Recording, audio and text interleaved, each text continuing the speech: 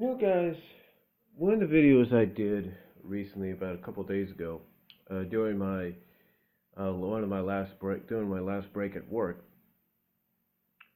I basically talked about why MLP FIM, My Little Pony Friendship is Magic, has hit a chord with so many fans. Now, I also just recently, I just watched this morning Animat's review of Equestria Girls.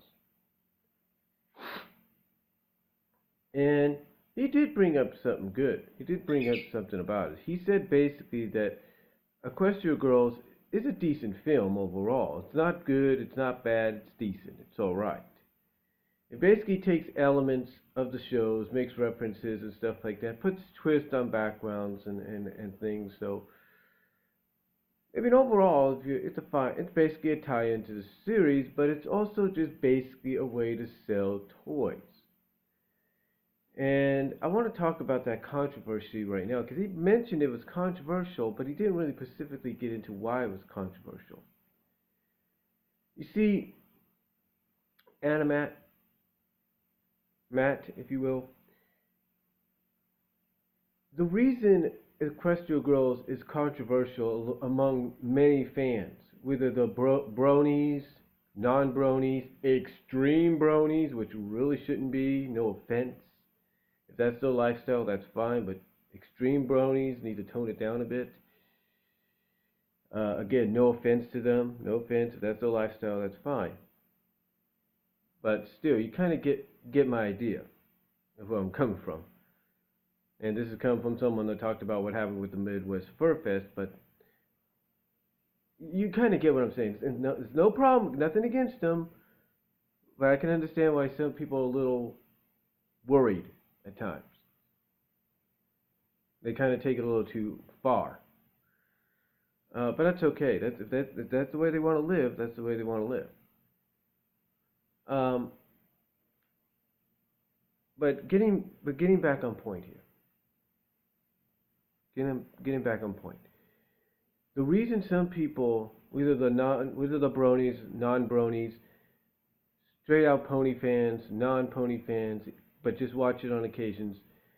The reason some people look at movies like Equestria Girls and its sequel Rainbow Rocks as being controversial, if not good, is basically because it sells out what My Little Pony is about. Especially if it sells out what My Little Pony Friendship is Magic is all about.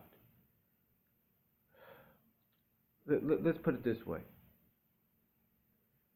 When Friendship is Magic came out, was first announced, people pretty much thought it was just going to be another My Little Pony incarnation. It was going to be mainly for little girls in general, maybe young women. But, and it had no idea basically it was going to, reach the boundaries that it did. And yet here we are, it's going into its fourth, fifth season.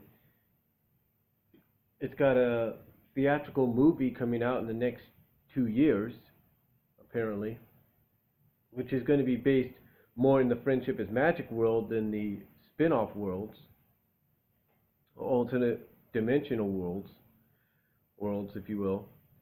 So you have all this.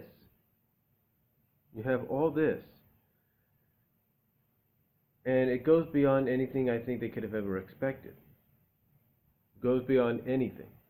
Because like I said, they probably thought it was just going to be, you're going to have a majority of female fan base, yet you have more than that. It goes beyond its boundaries. It's super succeeded with their expectations. And that's my phone in the background. But like I said, it super succeeded their expectations. And what I mean by that is it's gone beyond what they would expect. So I don't think it should really surprise them at all that you have fans that are very passionate about this series, but not to the extremes that some other fans are, but very passionate enough that even if they watch it or they watch it on occasions and kind of enjoy it just once in a while, whatever, you can kind of understand, at least I do, why they find Equestria Girls and Rainbow Rocks controversial, because it sells out what the show's about. Basically, all they feel Hasbro is doing is trying to capitalize on the success that the Monster High franchise has had. It's not about Barbie's franchise, although you could tie it in somewhat to that, if that's your opinion. It's more along the lines that they believe, and even I'm an opinion of this, and I don't watch the series at all that much. You know, there are certain elements I like about it. Sometimes certain episodes I probably will sit down and watch, like their versions of Halloween, their Halloween episode and their Christmas episode. Um,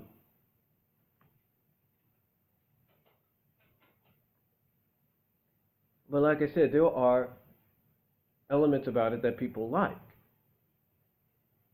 And like I said, there are some people, and I'm one of those in opinion, that feel that Hasbro saw the success that the Monster High franchise was having, and now the Ever After franchise is having, and maybe a bit of what Barbie was having, and said, you know what, we want a share of that. We want a piece of that.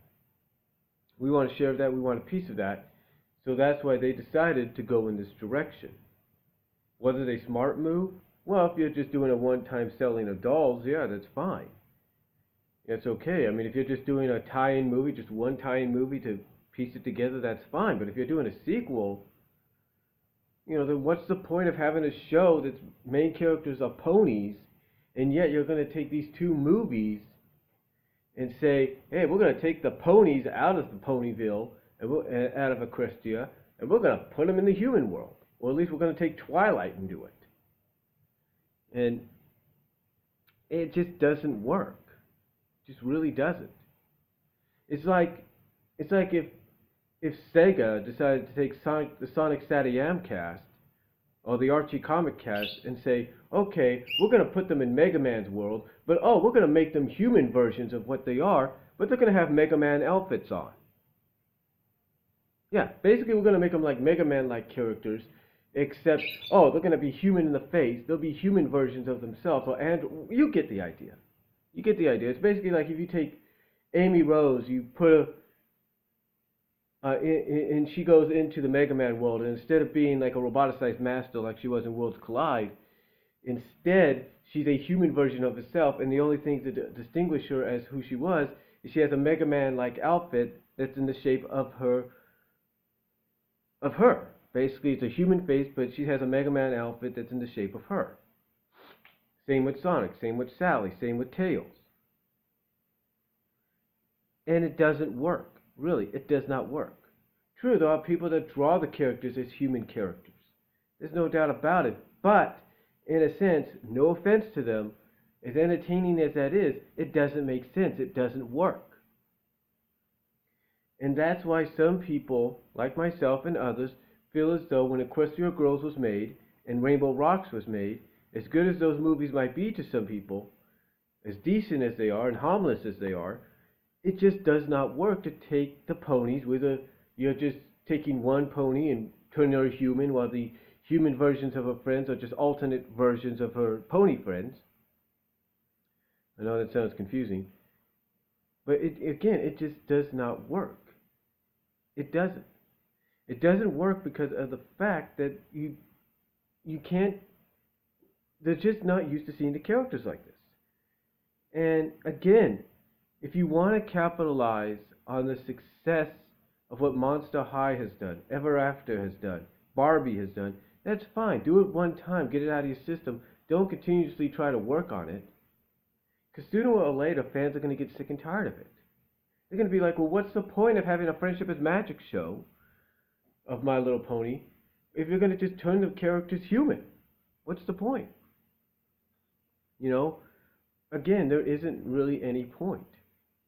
And this is why some fans feel that find these films very controversial, if unnecessary, because you're basically selling out the franchise to be like everybody else instead of staying as what you are, is what brought you to the dance.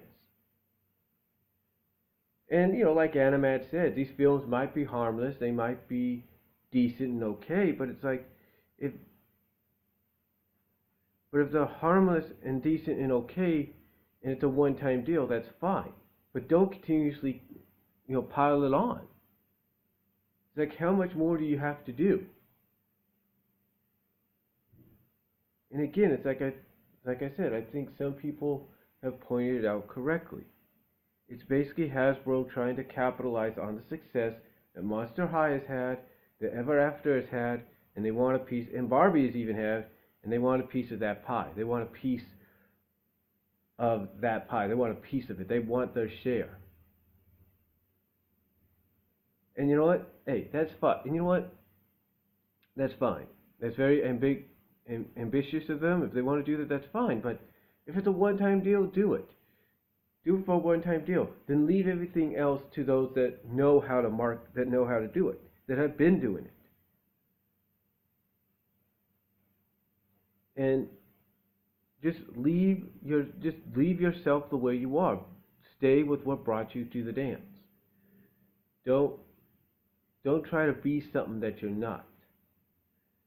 And to me, that's what they're trying to do. They're trying to be something that they're not. And that's why some fans find these films controversial, as you, Anna, Matt pointed out. They find it controversial. They don't like what Equestria Girls is, or the sequel Rainbow Rocks is. They don't like it. And, it's true, they might sit down and watch it just to get out of the system and might find it decent, but in the end, they'll still won't agree with it. I know that if I watched something on Transformers and all of a sudden they said, okay, we're going to do what happened in the episode Only Human back in Generation 1, and oh, by the way, we're going to make a movie out of that, and we're just going to have human versions of the Transformers. Doesn't make sense. Unless it's done right, it doesn't make sense. There's no need for it. If it's a one-time deal in an episode like Only Human, then that's fine. But it doesn't make sense. And if you're going to do it once or twice as a movie. Because it's basically selling out what that franchise is about. And again, like I said, I know it sounds like a broken record, but that's how some of these fans, as Animat put it, look at Equestria Girls and Rainbow Rocks as nothing but sellouts. It's selling out the franchise and making it something that it's not, instead of sticking with what brought them to the dance, what made them successful, what helped them break boundaries, even beyond their expectations. So, to me, that is why Equestria Girls and Rainbow Rocks is very controversial in the eyes of a lot of fans. So, that's just my take on it. Let me know what you guys think, if you agree or not, and I'll talk to you all later.